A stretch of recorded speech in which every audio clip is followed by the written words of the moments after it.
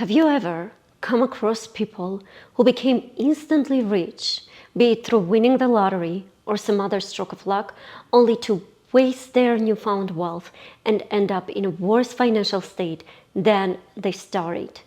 Or perhaps you've heard of those who inherited vast fortunes, but due to the poor management, found themselves facing financial ruin. What if I tell you that countries are much like people? Some nations are blessed with abundant natural resources that have the potential to drive economic growth, elevate living standards, and pave the way for development. However, there is a puzzling paradox at play. Many resource-rich countries struggle to harness their resource wealth for the betterment of their people. Countries heavily reliant on resource experts as a proportion of their GDP tend to experience lower economic growth compared to their resource-poor counterparts. So why is it? Today, we're diving into the intriguing phenomenon known as the resource curse. Welcome to World in Me project with Dr. Eva Alexanian. Please press the like button, subscribe to our channel for more videos. You can also visit our website at www.worldinme.info, the link is below, and read articles related to the topics covered in our videos. I would like to thank everyone who made this project possible. A special thank you to Designer Smiles of Colorado and Dr. Margarita Alexanian for giving me a healthy and beautiful smile. So, are resources a blessing that bring progress and prosperity, or are they a curse that cause conflicts, corruption, and environmental degradation? Historically, there are examples of successful resource-based development, notably during the emergence of the world economy from 1000 AD to 1500 AD. During this period, Europe was one of the least economically developed regions on the world stage. Instead, it was the Middle East and Asia, resource-rich regions, that were enjoying prosperity. North Africa and West Asia experienced what is often referred to as the Golden Age of Islam. Meanwhile, China thrived under the Song dynasty. Between 1000 and 1492, various resource-rich Islamic states flourished and expanding, positioning the Islamic world as the dominant economic force in the world of international trade. They had leading manufacturing industries of the era, excelling in the production of silk, linen, wool, cotton textiles, ceramics, glass, leather, paper, and various processed agricultural products. And what were the Islamic states importing from Europe?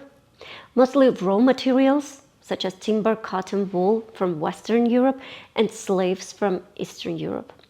Around this time, the Song dynasty in China also became a leading economic power through increase in trade.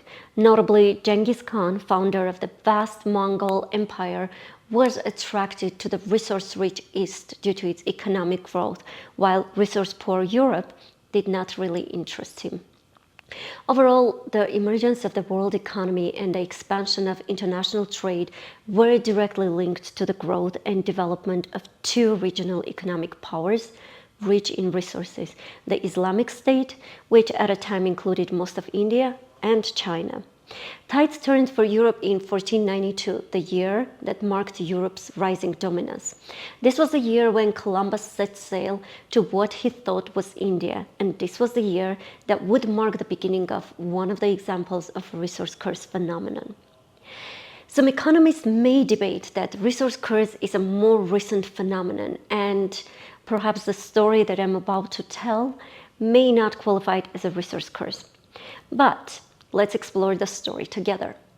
In the early years, Columbus didn't find the riches beyond imagination that he had promised. He had very little to show, but in 1498, basically 6 years after setting sail, Columbus came across locals wearing strings of pearls around their necks. Shortly afterwards, Columbus discovered a set of islands with rich oyster beds. Sacks filled with pearls were shipped back to Spain, generating fortunes for the captains and crews who brought them home. The pearls were so large that they became famous in their own right. One such pearl was La Peregrina, one of the largest single pearls ever found, which was known for its unparalleled quality. These pearls held pride of place in royal and imperial treasuries across Europe for centuries. These pearls even found their way into the centerpieces of legendary modern collections, such as that of Elizabeth Taylor. The pearl bonanza was followed by the discovery of gold and silver. The sea lanes to Europe became thick with heavily laden ships from the Americas. These ships carried to Spain unimaginable quantities of silver, gold, precious stones, and other treasures. Spain's growing importance in Europe and its rapid expansion in Central and South America were nothing short of miraculous. A remarkable shift in wealth, power, and opportunity had transformed Spain from a provincial backwater into a global power. The Spanish Empire at its zenith was one of the most formidable and extensive empires in history. Yet, by the 19th century, the empire had dwindled to a fraction of its former glory. The decline and eventual fall of Spanish Empire were the result of a complex interplay of internal and external factors characteristics to resource curse.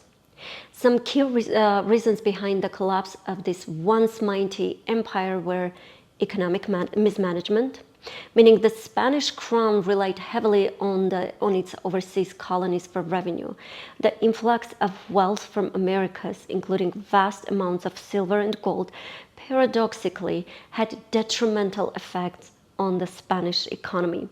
Important sectors of the economy, such as agriculture and manufacturing, were simply neglected. Another reason for the collapse was the devaluation of the currency as the sudden influx of precious metals led to inflation.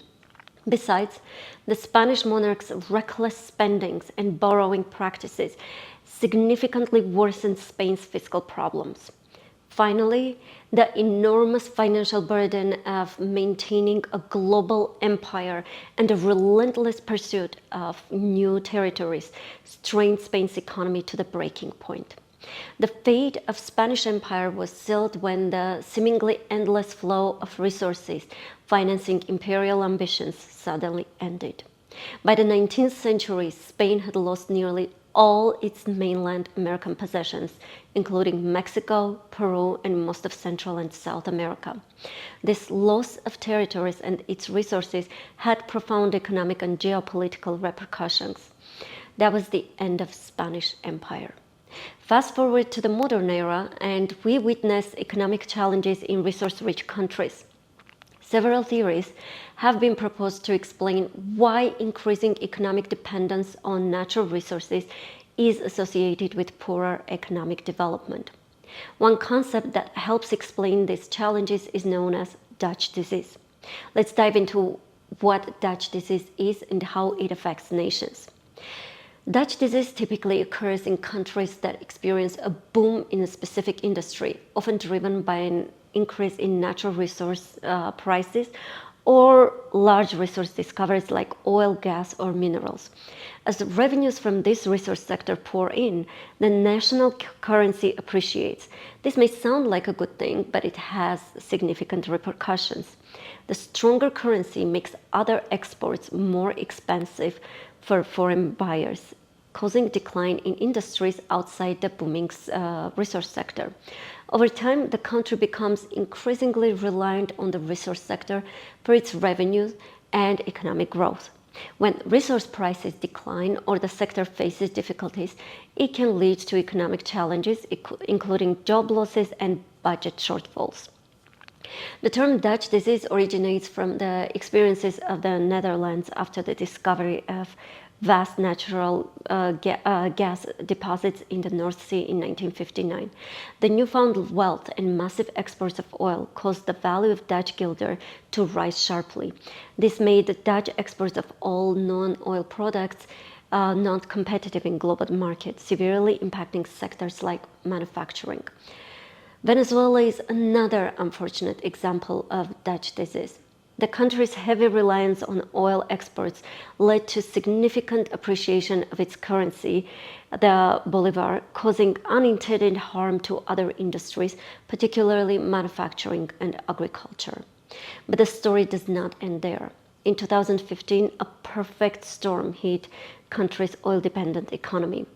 The significant drop in oil prices, a major revenue source, combined with decreased oil production due to lack of maintenance and investment, triggered severe economic problems. To sustain social spendings, the Venezuelan government resorted to printing money, resulting in unprecedented levels of inflation. Even before 2015, Venezuela was grappling with economic turmoil. In 2014, the annual inflation rate rose to 69%, the highest in the world. Already in late 2016, Venezuela entered a period of hyperinflation where inflation reached an astounding 4,000%. According to some estimates, at the end of 2018, inflation reached to 1.35 million percent. Again, inflation reached over 1,000,000%. In 2023, the inflation rate in the United States was 3.4%, and we were concerned about rising prices. Just imagine what would have happened if we faced over 1,000,000% inflation. Skyrocketing inflation forced people to hoard perishable goods like bread and milk, as these daily essentials became scarce. Remind you that 70% of Venezuela's food is imported. Back in 2017, when I was writing a research project about Venezuela, I remember looking at pictures of empty shelves in stores and wondering how the people of Venezuela are going to get by. Venezuela's hyperinflation and currency devaluation devastated people's savings, leaving them uncertain about their future. And what did the Venezuelan government do? Well, instead of dealing with the crisis, it simply kept denying its existence. Chronic shortages of food and medicine, unemployment, corruption, human rights violations, political killings, gross economic mismanagement, and high dependence on oil all contributed to the worsening of the crisis. By 2017, hunger reached a point where nearly 75% of the population had lost an average over 19 pounds or 8 kilograms in weight. In 2019, a UN report estimated that 94% of the population was poor. While official data is still largely unavailable, information about from a variety of sources suggests that nearly the entire population is food insecure, and acute malnutrition among children is reaching a crisis level. Scarcity of resources had a devastating impact on healthcare systems, affecting access to care and its quality. Unchecked government corruption, mismanagement of funds, severe shortages of medical supplies and equipment, and the emigration of medical professionals to other countries resulted in avoidable deaths. Hospitals faced widespread shortages of medicines, lack of clean water, and basic health products. The president of the Venezuelan Medical Federation reported that 9 out of 10 large hospitals had only 7% of required supplies. By 2018, around one-third of registered physicians had left Venezuela. Significant emigration of healthcare professionals and deterioration of infrastructure have further weakened the ability to address the population's health needs. The remaining physicians in Venezuela are so overworked, undervalued, with just $6 a month salary, and are so abused, especially in public hospitals, that they either prefer to work in private practices or leave the profession. In March 2019, the Wall Street Journal reported that the collapse of Venezuela's health system, once one of the best in Latin America, has led to a surge in infant and maternal mortality rates and a return of rare diseases that were considered all but eradicated. From 2016 to 2017, the country had the largest rate of increase of malaria in the world, with the number of cases growing to over 400,000. Tuberculosis cases also increased between 2014 and 17. Malaria, yellow fever, diphtheria, dengue, and tuberculosis are now spreading from Venezuela to neighboring countries as Venezuelan refugees surge over borders. Since 2015, over 7.7 million people have left Venezuela in search of better and safer lives, and this is Venezuela, one of the founding members of OPEC. Other explanations about resource curse and how it leads to poor economic outcomes include inequality, political power, and immense wealth concentrated in the hands of few. A great example of these are events that preceded Iranian Revolution. Iran's strategic location and abundant oil resources have long attracted global powers. After World War II, the United States secured an oil concession in northern Iran. This led to significant economic support from the US that aimed at fostering Iran's socioeconomic development, political stability, and self-defense capabilities. The US attempted to enhance Iran's various sectors, including agriculture, but issues of poverty and wealth distribution persisted. Oil revenues coupled with foreign aid flowed into the country, but often ended up in wrong pockets. Despite its oil wealth, Iran faced economic hardships. A significant portion of the population continued to live in poverty. Ordinary Iranians struggled to make ends meet, while the Iranian Shah's inner circle continued to amass immense wealth.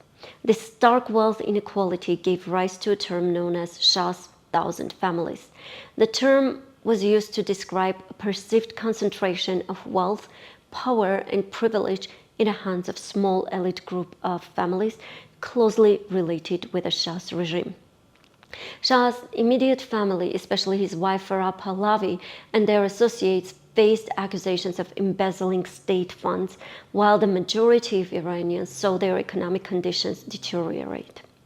The economic disparities became a focal point of discontent, ultimately leading to the Iranian Revolution of 1979. The revolution resulted in the establishment of the Islamic Republic of Iran and the ousting of Mohammad Reza Shah Pahlavi. The new regime, led by Ayatollah Ruhollah Khomeini, took control of the country and its oil industry. Iran is a case for resource curse. Despite its vast natural resources, it failed to develop as it should have, given its immense oil revenues and opportunities. Another example of resource curse is Nigeria. Despite its vast oil and mineral wealth, Nigeria too faces extreme poverty, corruption, and political instability. Oil revenues have not translated into better living conditions for the most Nigerians. Today, Nigeria has the awful distinction of being world's capital of poverty. So this raises a question. Are countries rich in resources doomed? Is this a vicious cycle that no one can break free from? As it turns out, there is a way. Countries such as Malaysia, Botswana, and Thailand have shown just how a resource curse can be turned into blessing. In today's video, we will concentrate on practices from Malaysia, leaving Botswana and Thailand for our future videos. So how did Malaysia, a Southeast Asian country blessed with abundant natural resources, successfully navigate the challenges of the resource curse and transformed its resource wealth into engines of economic development and prosperity? Malaysia recognized the risks of overdependence on a single resource, tin and rubber in the early years, and later petroleum and palm oil. To mitigate this, the government pursued policies that diversified the economy, encouraging the growth of manufacturing, services, and technology industries. Investment in education and building skilled workforce has been a key priority for Malaysia. The government invested in its workforce, which contributed to the growth of skilled labor and entrepreneurship. To harness the potential of its resources, Malaysia invested heavily in infrastructure, including transportation, telecommunications, and energy. This facilitated resource processing and export diversification. Finally, the Malaysian government introduced policies and practices to ensure the sustainable management of the palm oil and petroleum industries, reducing environmental degradation. This was the World in Me project with Dr. Eva Alexanian. We hope you enjoyed this video. Please don't forget to press the like button and subscribe to our channel for more videos. Stay tuned for our next video on Iran, and I'll see you soon.